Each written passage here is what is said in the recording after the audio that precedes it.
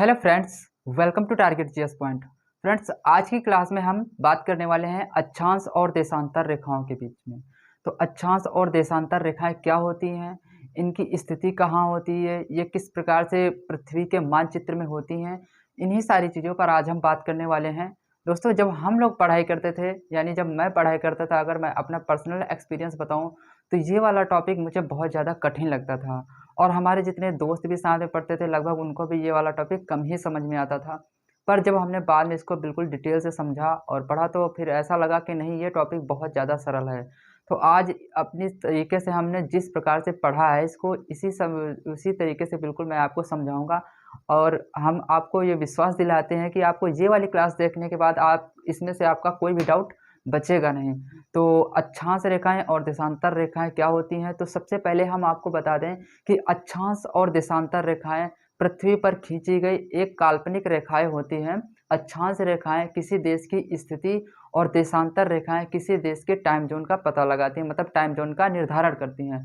तो सबसे पहले हम देखते हैं कि अक्षांश रेखाएँ क्या होती हैं। हम आपको एकदम फिगर से आज समझा देंगे, ताकि आपको कोई भी दिक्कत होगी नहीं समझने में। तो अक्षांश रेखाओं को सबसे पहले हम इंग्लिश में जान लेते हैं कि इसको इंग्लिश में क्या कहते हैं। तो अक्षांश रेखाओं को इंग्लिश में लैटिट्यूड लाइन्स के नाम से जाना जाता है। Latitude lines. अक्षांश रेखाएं तिरछी रेखाएं होती हैं। अगर हम बात करें कि पृथ्वी के मानचित्र में या फिर ग्लोब में अक्षांश रेखाएं कैसी होती हैं, तो ये तिरछी होती हैं। एक बार मानचित्र आप एक बार हम आपको फिगर से समझाएंगे पहले, ताकि आपको बिल्कुल दिक्कत ना हो समझने में।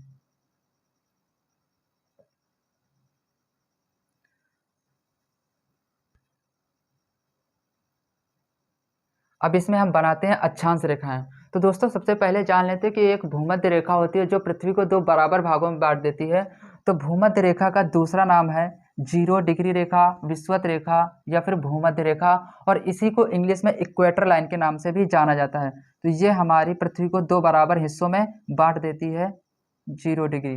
ठीक है, तो ये हो गई हमारी 0 डिग्री, जो कि इसने हमारी पृथ्वी को दो बराबर हिस्सों में जो है बांट दिया। तो ये हो गई हमारी 0 डिग्री रेखा। अब यहाँ पर जो है, अब हम बनाएंगे अक्षांश रेखाएं। तो ये हुई हमारी अक्षांश रेखाएं।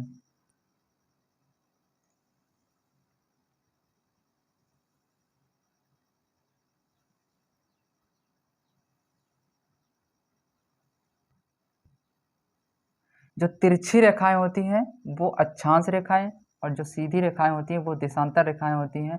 पहले अक्षांश रेखाओं को अच्छे से समझेंगे आप, फिर उसके बाद हम देशांतर रेखाओं पे चलेंगे। तो ये हो गई हमारी अक्षांश रेखाएं। अब दोस्तों, इसके बाद बारी आती है कि अक्षांश रेखाओं की कुल संख्याएं कितनी हैं, यानी अक्षांश रेखाएं टोटल यहाँ पर कितनी हैं। तो पहले तो पृथ्वी पर दो पोल होते हैं, एक होता है साउथ पोल, एक होता है नॉर्थ पोल, यानी एक उत्तरी गोलार्ध और दूसरा होता है दक्षिणी गोलार्ध। ये हो गया नॉर्थ पोल, ये हो गया साउथ पोल, यानी उत्तरी ध्रुव और दक्षिणी ध्रुव।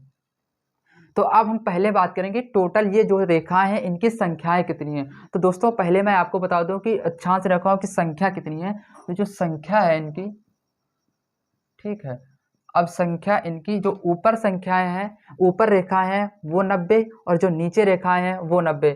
बीच वाली भूमध्य रेखा के ऊपर 90, इसके नीचे 90, यानी भूमध्य रेखा के ऊपर 90 रेखा और नीचे भी 90 रेखा। और ये बीच में हो गई एक हमारी इक्वेटर लाइन, यानी 0 डिग्री विषुवत रेखा अथवा भूमध्य रेखा।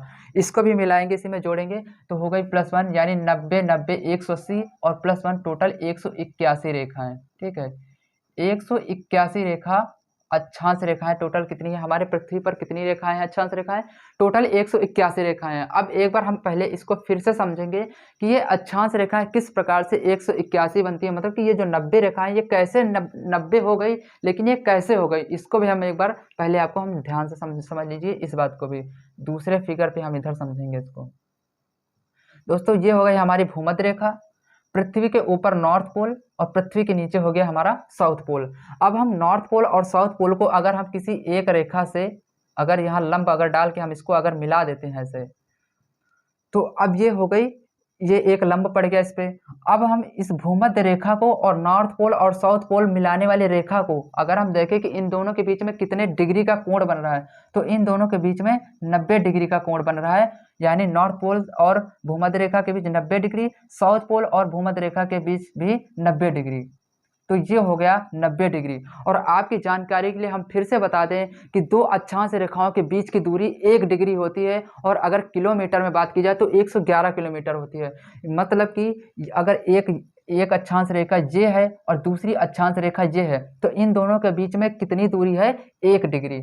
इन दोनों के बीच में कितनी दूरी? 1 डिग्री।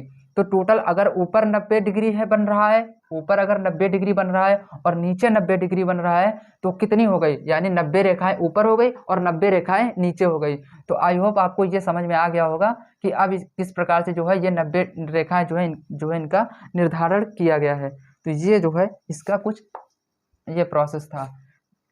तो उम्मीद करते हैं कि ये बात आपको समझ में आई होगी कि ये 90 रेखा किस प्रकार से निर्धारित की गई हैं। अब इसके बाद हम बात करते हैं कि इनके बीच की दूरी कितनी है। ये तो आपको बता दिया है कि दो अक्षांश रेखाओं के बीच की दूरी, सिर्फ शॉर्ट में लिखेंगे बीच की दूरी। अगर आप क्लास देख रहे हैं तो आई होप आप इनको जो है साथ साथ में नोट भी कर लेना। दो अक्षांश रेखाओं के बीच की दूरी होती है 1 डिग्री, और 1 डिग्री बराबर होता है 111 किलोमीटर।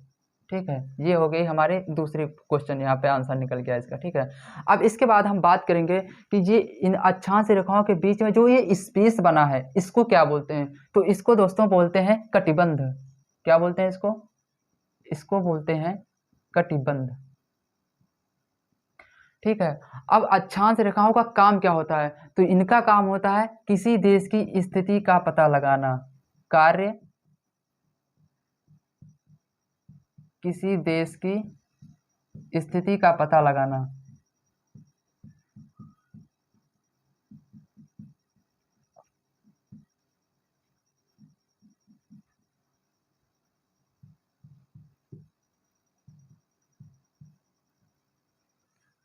ठीक है, इसका ये कार्य हो गया, बीच की दूरी और कार्य हमने समझा। अब हम समझेंगे कि कुछ महत्वपूर्ण अक्षांश रेखाएं। देखो हमने आपको अक्षांश रेखाएं बता दी कितनी होती हैं, ये बता दिया, और किस प्रकार से निर्धारण किया गया है कि 90 ऊपर और 90 नीचे हो गई, यह भी आपको बता दिया। इनका कार्य क्या होता है कि ये किसी देश की स्थिति का पता लगाती हैं। अब इसके बाद नेक्स्ट देखेंगे कि अक्षांश रेखाएं, कुछ महत्वपूर्ण जो अक्षांश रेखा है उनको भी साथ साथ में हम देखेंगे। तो ये हुआ हमारा, हमने ये फिर से पृथ्वी बना दी। ठीक है, हमारी हो गई ये 0 डिग्री। ठीक है, ठीक है, दिख रहा है। हमारी ये हो गई 0 डिग्री, पहली अक्षांश रेखा ये हो गई। इसके बाद से ऊपर एक रेखा जाती है जिसको बोलते हैं हम कर्क रेखा। ठीक है, नीचे जाती है मकर रेखा, ये होती है 23.5 डिग्री पे। ठीक है, और ये मकर रेखा भी होती है 23.5 डिग्री पे। कर्क रेखा, देन मकर रेखा, और इधर हमने लिख दिया 0 डिग्री। 0 डिग्री यानी भूमध्य रेखा अथवा विषुवत रेखा अथवा इक्वेटर, ये सारे इनके नाम हैं। और इसके बाद कर्क रेखा के बाद फिर से चलेंगे हम, ऊपर आती है आर्कटिक रेखा। ठीक है, और नीचे आती है अटलांटिक रेखा। इनको आप थोड़ा सा, हमने थोड़ा पास में बना दिया, आप थोड़ा दूर से भी देख करके उसे समझ सकते हैं, या तो हम आपकी जानकारी के पूरा अच्छे से ये समझा देते हैं ताकि आपको कोई कंफ्यूजन ना रहे। ठीक है, तो ये हो गई हमारी,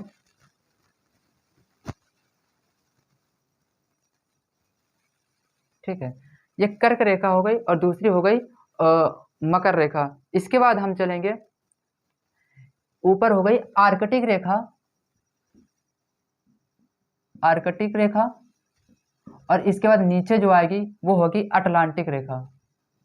अटलांटिक रेखा ये कितने डिग्री पर होती है? तो ये दोस्तों 66.5 डिग्री पर होती है, 66.5 डिग्री, और ये भी होती है 66.5 डिग्री। ठीक है, तो ये कुछ महत्वपूर्ण अक्षांश रेखाएं 1 2 3 4 5 5 रेखाएं जो है अक्षांश रेखा जो है कुछ महत्वपूर्ण थी, जो कि हमने आपको पूरे अच्छे से बता दिया। कर्क रेखा और मकर रेखा 23.5 डिग्री पर होती है, और कर्क रेखा पर ही हमारा भारत स्थित है, और भारत के जो है 8 राज्य जो है कर्क रेखा पर पाए जाते हैं। ठीक है, हमारा भारत देश जो है 8 राज्य जो है भारत के वो कर्क रेखा पर स्थित हैं। तो ये हो गई कुछ महत्वपूर्ण रेखाएं, ठीक है। अब हम बात करते हैं कि सबसे कम लंबाई और सबसे अधिक लंबाई अक्षांश रेखाओं की कहाँ पर होती है। तो जो सबसे अधिक लंबाई है वो भूमध्य रेखा पर होती है, यानी आप देखिए ये भूमध्य रेखा यानी 0 डिग्री रेखा है। तो यहाँ पर देखिए इसकी लंबाई कितनी है, ये देखिए यहाँ से इतनी लंबाई इसकी, आपको समझ देख के ही पता चल रहा होगा कि इसकी लंबाई कितनी है यहाँ पर। और सबसे कम लंबाई इसकी कहाँ पर होती है, तो सबसे कम लंबाई इसकी ध्रुव पर होती है, ठीक है। तो सबसे अधिक लंबाई ध्रुव भूमध्य रेखा पर और सबसे कम लंबाई ध्रुव पर होती है। तो ये थी अक्षांश रेखा। अब यहाँ से जो है यही सारे प्रश्न थे जो कि हमने आपको अच्छे से बता दिए। 1 डिग्री बराबर 111 किलोमीटर हमने अच्छे से समझा दिया, कैसे 90 रेखाएं ऊपर और कैसे 90 रेखाएं नीचे बन गई। तो आई होप आपको पूरा विस्तृत तरीके से समझ में आया होगा। अब लैटिट्यूड लाइन्स के बाद हम चलेंगे लॉन्गिट्यूड लाइन्स यानी देशांतर रेखाओं के बारे में अब हम जानकारी प्राप्त करेंगे, ठीक है। ये तो क्लियर कर दिया। अब इसके बाद में हम जो है देखेंगे देशांतर रेखाओं के बारे में। चलिए अब इसको हम जो है साफ कर देते हैं। और दोस्तों यहाँ पर से अगर एक प्रश्न अगर घुमा के पूछ लिया जाए, ये सब आप जो है नोट कर लेना अगर आप क्लास देख रहे हैं। तो इसके बाद अगर एक प्रश्न यहाँ से अगर दूसरा बना दिया जाए कि अगर ध्रुवों को रेखा ना माना जाए तो टोटल कितनी रेखाएं होंगी। अगर कह दिया जाए कि अक्षांश रेखाएं, ऐसी अक्षांश रेखाएं बताइए जब उनमें ध्रुवों की रेखाओं को सम्मिलित ना किया जाए, तो ध्रुवों पर कितनी रेखाएं, एक नॉर्थ पोल की ये रेखा हो गई, एक दूसरी साउथ पोल की ये रेखा हो गई। तो 181 में जो है एक दो रेखाएं जो है माइनस कर देंगे, यानी 181 माइनस 2 बराबर 179 रेखा, 179 रेखाएं जो है हो जाएंगी, यानी एक नॉर्थ पोल की हट जाएगी, एक साउथ पोल की हट जाएगी, तो टोटल हो जाएंगी 179 रेखाएं। तो ये थी पूरी अक्षांश और अक्षांश रेखाएं। अब इसके बाद हम चलेंगे देशांतर रेखाओं के बारे में। तो चलिए अब हम देखते हैं देशांतर रेखाएं, ठीक है।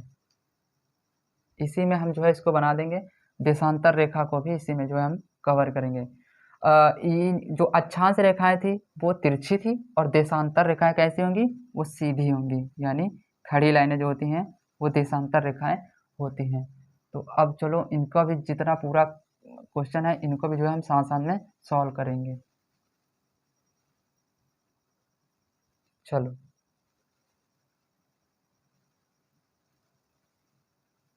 इसमें तो